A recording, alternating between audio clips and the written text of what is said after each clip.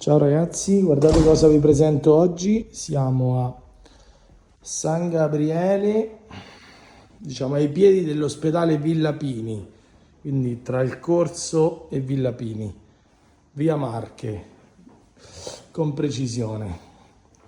Abbiamo circa 150 metri di appartamento, guardate che bello. Questo è tutto il salone, con la cucina a vista. Il balcone va dalla sala a tutta la cucina. Qui c'è una doppia porta a scrigno che chiude. I balconi vi dimostro alla fine. Porta di divisione con la zona notte.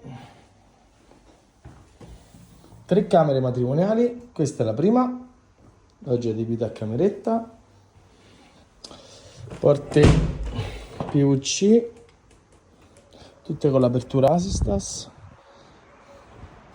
Cappotto termico. Parquet nella zona notte, grass porcellanato in tutta la zona giorno, c'è la climatizzazione, la filodiffusione, l'impianto di riscaldamento e pavimento.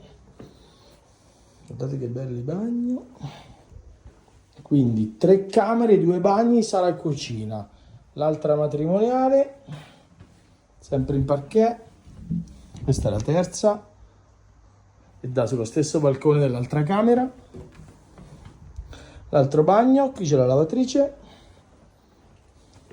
un ripostiglio che non guasta mai e ci siamo, quindi ampia sala con il suo balcone che prende fino alla cucina. Guardate che bella, 150 metri, 3 camere, 2 bagni, sala, cucina, 40 metri di balconi. Garage, posto auto e cantina. Che ne pensate? Venite a fare una visita?